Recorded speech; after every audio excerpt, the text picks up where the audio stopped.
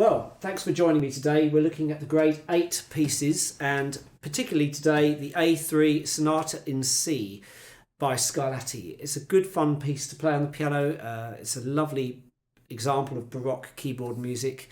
Of course, originally wouldn't have been written for a piano. It would have been an earlier keyboard instrument of some sort. I'm quite sure of that. So we will give this a go now, and then we'll talk through the ins and outs of it afterwards. It's set at 60 BPM at the beginning, the tempo marker there. So the guide. So that gives us a kind of, sort of tempo to begin with. Then we're going to change tempo at bar 17 to 84, and then at 36 we're going to change again to 66 dotted crotchet beats per minute. I will explain all of this to you as we go through the video. So let's get started with playing it first.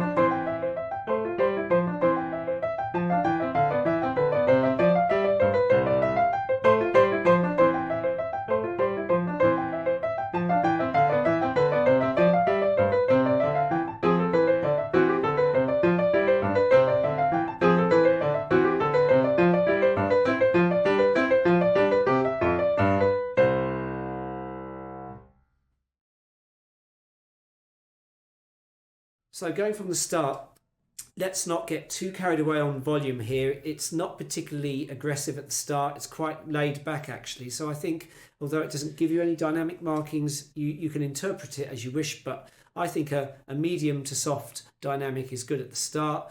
This is very straightforward stuff. The only thing to try and be mindful of is having nice execution of the mordants. So we'll play this opening line. And watch out for rests, those momentary rests coming in every so often. For example there, where I'm hitting the left hand G, the right hand's come off. Very small detail, but nevertheless it's still there. So, for example here, I'm just playing B on its own, and the left hand isn't doing anything in that split second on bar 2.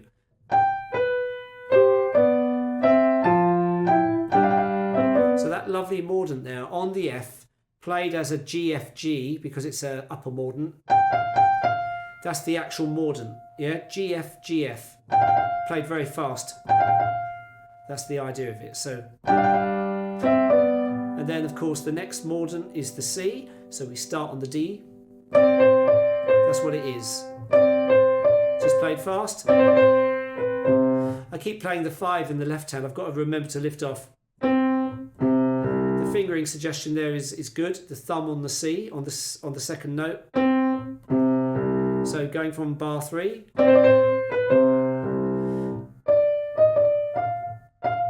So as we continue here, it's the same kind of situation. So occasional rests in either part. Watch out for them.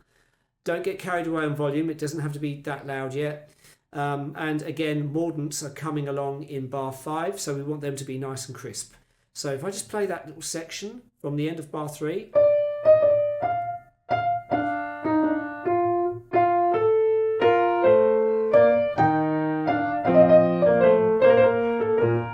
And again, the left hand there, I've got to be careful when I play B flats in bar 5 to actually move down to a thumb like that. So I can get the low B flat afterwards. So that makes sense. Okay, as we continue then, it's getting a little bit louder here, potentially. It doesn't say that, but you know, the texture's getting a little bit thicker. So I think we could probably just be a little bit bolder here. Then we have a decision to make. We could play the next pattern the same, or maybe slightly less.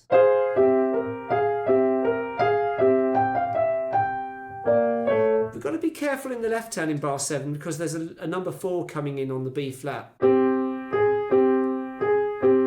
So we have to kind of manipulate that finger onto B flat with the 4. In fact, that's quite difficult to do. I don't know whether I did that earlier when I played it to you, but whoops. I think in order to do that, we almost have to play 1 and 5 and then somehow manipulate our hand while holding it down so that the 3 ends up on middle C. I don't think I did this earlier, but maybe that's a way to do it. Yeah, that could work. So I'm just going from the end of bar 6. Don't forget A flat is still in the left hand on that last note there.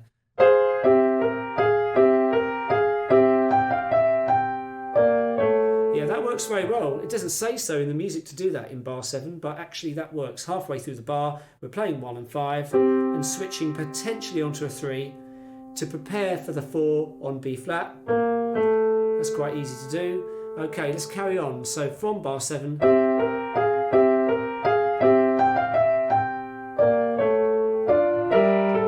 have we got here? And again, I've got to resist temptation to keep going to a 5 there. So 3 times we've had this situation in the left hand. Bar 3, where we play the C's, 2, 1, 5. Then in bar 5, the B flats, 2, 1, 5. And then in bar 8 on the A's halfway through. So you could practice that actually as a separate thing. And then that, and then that. Something I probably should have done a bit more before I did this video. Anyway, going from there, bar 8. Once again, we could maybe bring the volume up a bit more. And maybe slightly softer here.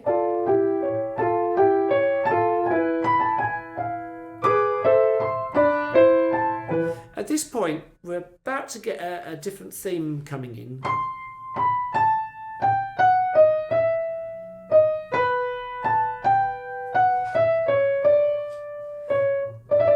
That little trill at the end, or the modern. So,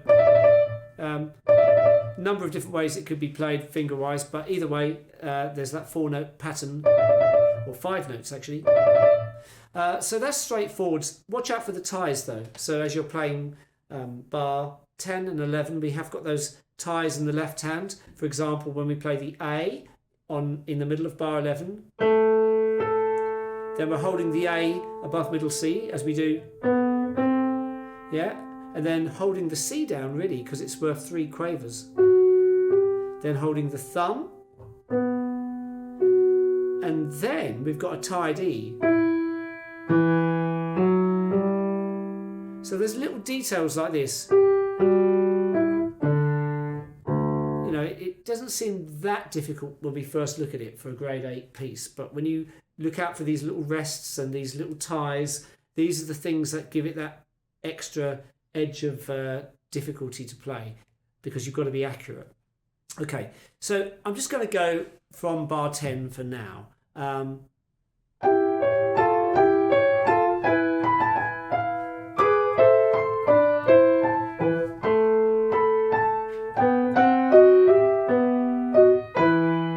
Oops. So the thumbs are holding in both parts at the end of bar 12 as you play all the rest of it. The thumbs are still down, hopefully they're on the B and the E. At this point your thumb in the left hand has to get up to G, so it's a little bit fiddly that.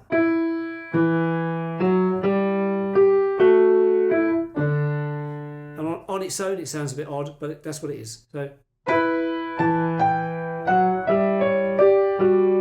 let's try and do that properly. Why do I keep going wrong? Yes, the 5 is going to the A. Okay.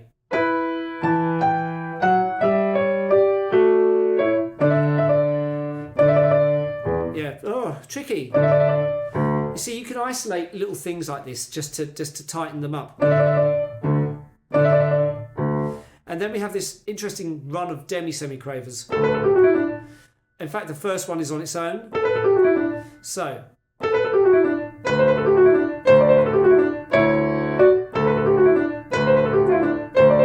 It's getting technically faster each time because there's one more extra note in each of those runs. So as long as you're aware of the main beat, yeah, we're playing all of that in one beat.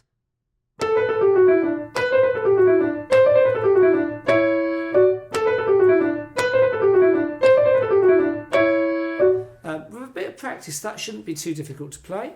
And then that last bar, of course, in bar 15, we're holding the D towards the end of the bar. Oops. Hopefully the left hand is still holding the D.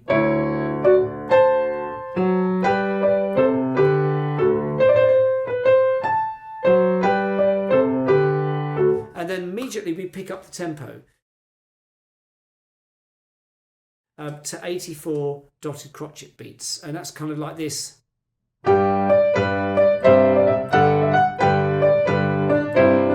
Let's just check that with this. Always have the metronome nearby, or have your phone with a metronome app on, so you can just double check to make sure you're not going miles away from the suggested tempo. So 84, there we go.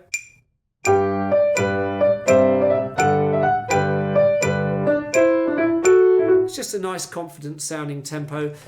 Of course, at this point it feels a bit bolder musically, so it makes sense to kind of at this point start to play it a bit louder. It needs to sound confident, so that's what we're going to do. Oops.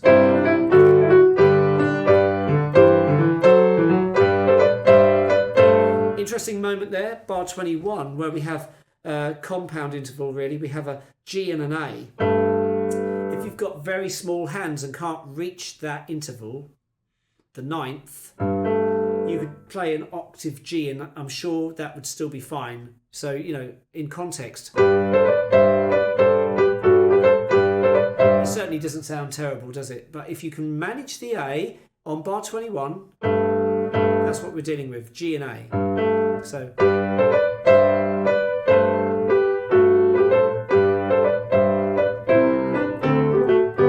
And of course that last note is the G down there.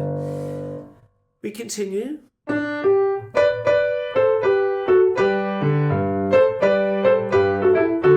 Finger-wise here it could get a bit trippy, so we've got to be careful to work out a plan, unlike me. Yeah, it's straightforward when you play it slowly. You know, you can always get a pencil and write some additional numbers in if it helps. But whatever you do, make sure you're locking it into the same thing every time and not just winging it. You've got to try and make sure that you're, really committing to the fingering that you're initially practicing. Make sure you're happy with it and then stick with it. I mean, that's obvious stuff, me saying this to you grade 8 players out there, but it's still something that's, even for grade 8 players, it's easy to overlook certain principles of practicing. For example, lots of us practice things too quickly. We should sometimes just hold back and be patient and play things slower, make sure we've got things sounding good slowly first. Okay, so nothing to tell you about in this section. It's straightforward stuff. Going from bar 25.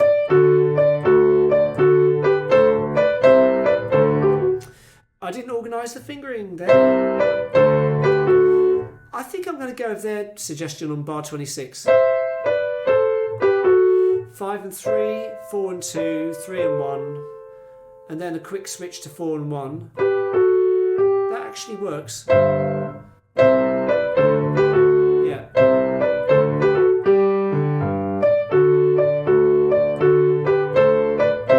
And the same thing here, so in bar 28.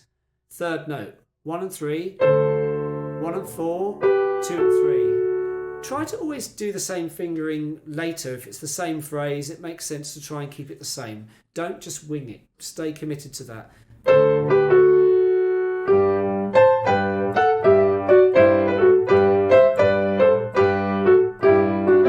There's a few different alternative fingering options there, but I think what's given is good. So probably try and just go with that. You might occasionally notice me playing something slightly differently finger-wise.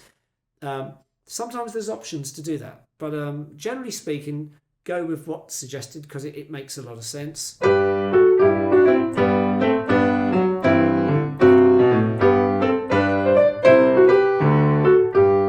then this very, very odd little ending.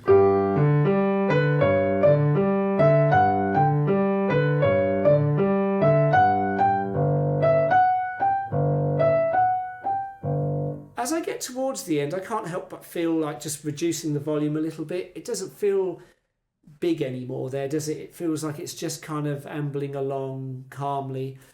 And also by kind of reducing the volume over this final part of that section, you're kind of setting yourself up to come back in potentially stronger again and having some contrast when we get to presto.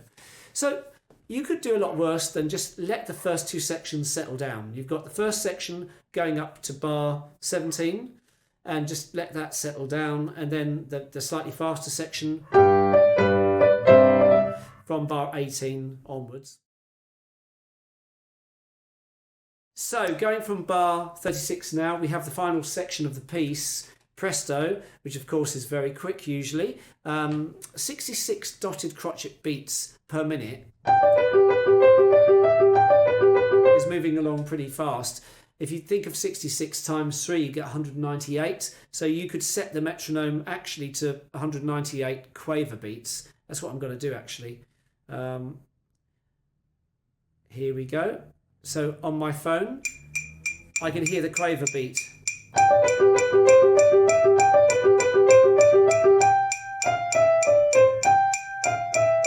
That's the general gist of it. So it's moving along very fast. Now, you might think you're a good player, and you might well be a good player, but be careful not to play this thing too quickly if you're not playing it very, accurately in terms of the rhythm and the timing. It can't be, sloppy. So there's a kind of outline here. When you play you've got to be careful to bring out the aspect of it. The thumbs are in between. If you play everything the same volume, it's going to get choppy. It's a bit too much. It's a nice sound. Let the thumb just be kind of just there without going overboard. It's quite legato actually, this section, isn't it? So let's go slower. Watch out for the tied G's in the left-hand part, which are tied for those two bars. Notice I'm playing the quavers quite smoothly. I'm not going,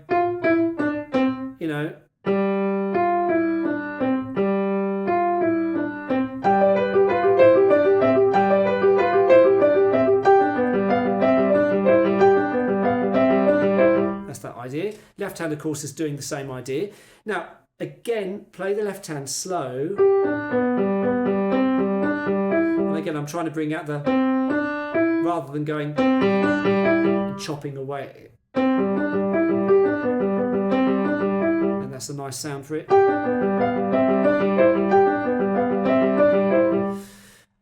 Watching out for the tied G, of course. As we continue then, we need to be very careful. At the end of bar 43, the left hand suggestion of a 4 on the G, and then going back onto a 5. I haven't bothered to do that. I prefer just to play the 5 both times. To me, it's not that difficult to do. You know, there's an argument for doing it if you want to. To me, it's more trouble than it's worth, actually. But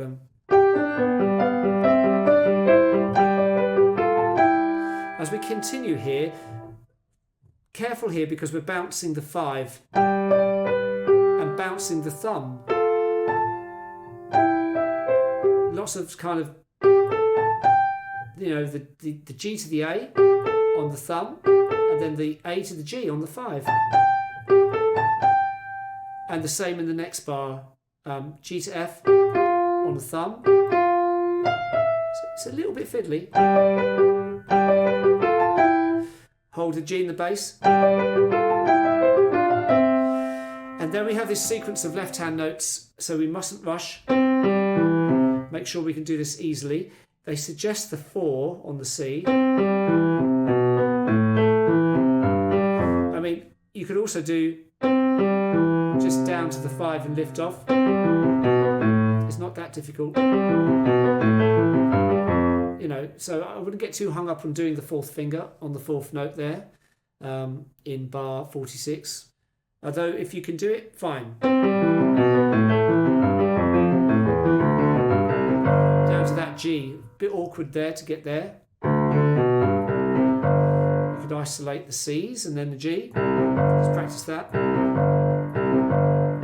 So that you're good at that little jump. Okay, oh, we do have a mordant, don't we? That mordant there, so the C in bar 47. Okay, so in terms of hitting that, we're playing the mordant. It's got to be so quick that it's like pretty much something like that. The mordant is happening while you're playing your first left-hand note, or the first 2 notes.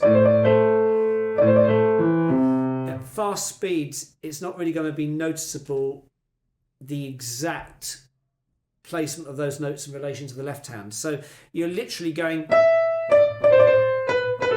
whatever happens, okay?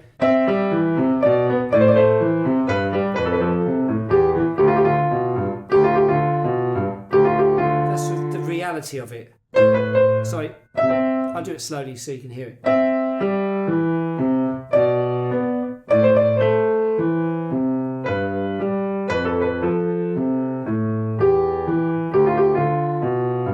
Effect. Is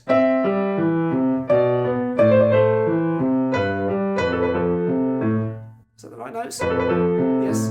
Sounds wrong when it's slow.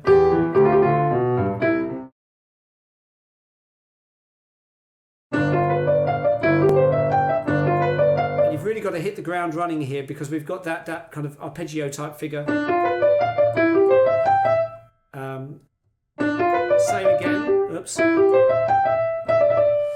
And again, another mordant there. So, all over the G bass. Just practice it slowly.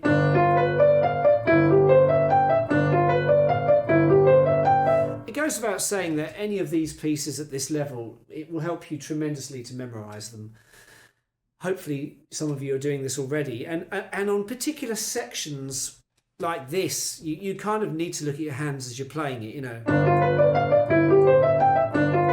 Why would you want to be looking at the music when you can be actually looking at your hands, and you'll have a far safer performance if you do memorise it. So as we continue, bar 54, it's just a broken G major chord. And then really getting close to the final hurdle now.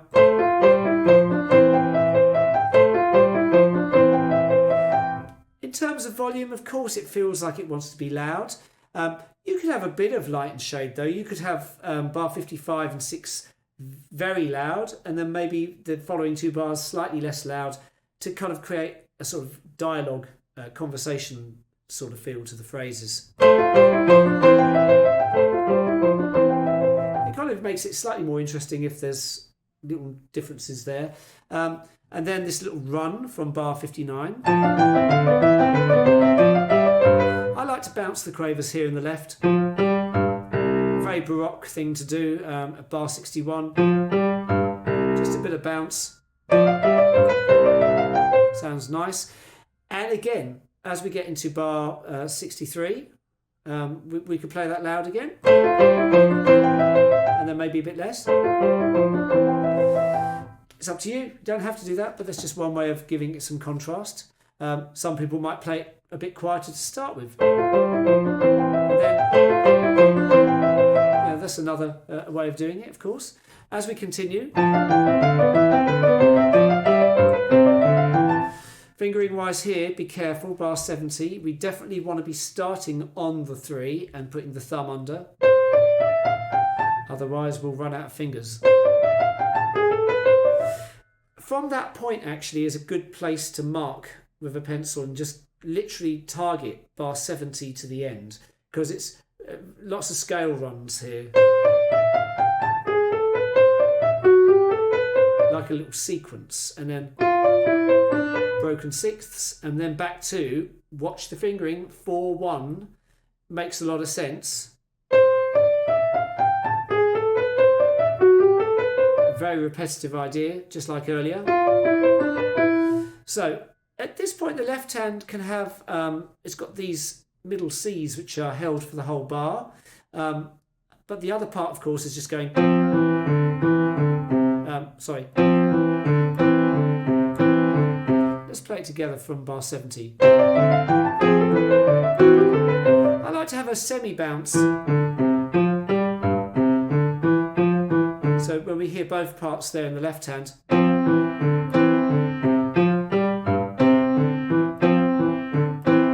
it's quite nice, rather than, which is not very interesting. It's not very celebrational. Whereas there's a bit more life to it, doesn't it? So that's what I would do.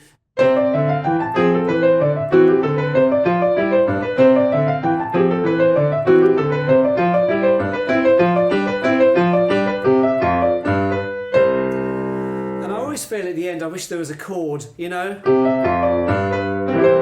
or something big, but there isn't. For all your efforts, you get to the end and you're rewarded with 1 note in each hand. Paused. There is no real slowing down in this piece, but as you get to that last bar, you can kind of draw it out a little bit. I think it works. So as we're hammering out that final bit, and it does feel very much to me like it wants to be for fortissimo at the end, big and bold, you know.